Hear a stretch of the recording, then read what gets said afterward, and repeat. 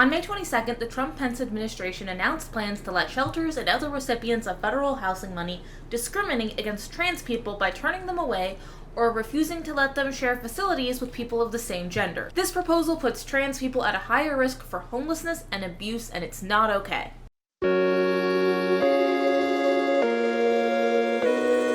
LGBT people facing homelessness often have difficulty finding shelters that accept and respect them.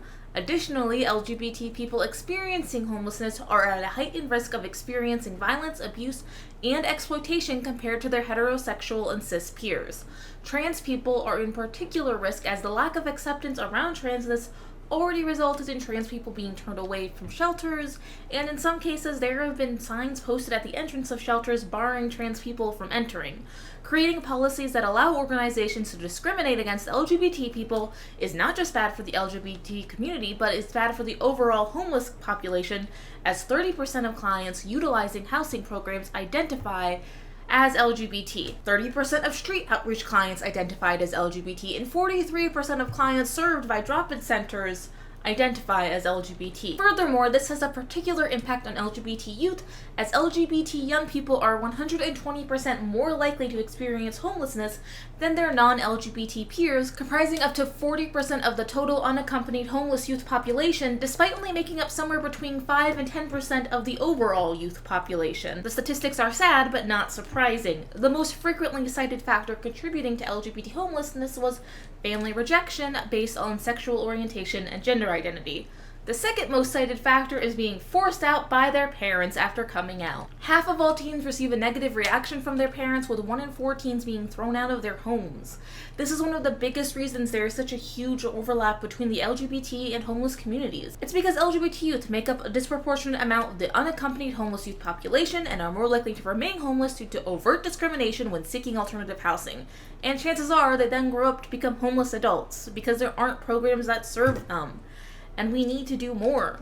There are only 2 regulations designed to protect LGBT people who are homeless and rely on housing and urban development services, including the policy that is being overturned, which is the equal access in accordance with an individual's gender identity in community planning and development programs. It's a long name, but overturning this rule and creating a policy that allows and even encourages shelters to turn away trans people is just plain cruel. And it's not the negligent cruelty that we had been used to, but one fueled by active hate. If we take a moment to imagine a just world, it is, for one thing, one where everyone has a home and access to shelter, which is a basic need. But it's also one where children come out to their family members and are met with love and acceptance, and it's a good world. Maybe we got there by explicitly making sexual orientation and gender identity a protected class under our civil rights laws. Maybe we got there by creating a federal program specifically designed to meet the needs of homeless LGBT youth.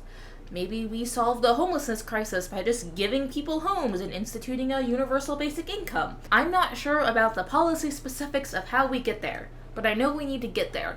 And I know that it starts by condemning the Trump administration's new anti-trans policies and investing in the community that is in need. In the Chamber of Secrets, you will find all of my sources for the statistics I provided. You will also find in the Chamber of Secrets a link to Proud Haven, a Pittsburgh-based nonprofit that serves homeless LGBT youth and is raising funds to build a shelter.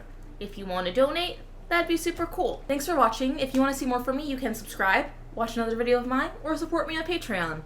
And hey, I love you.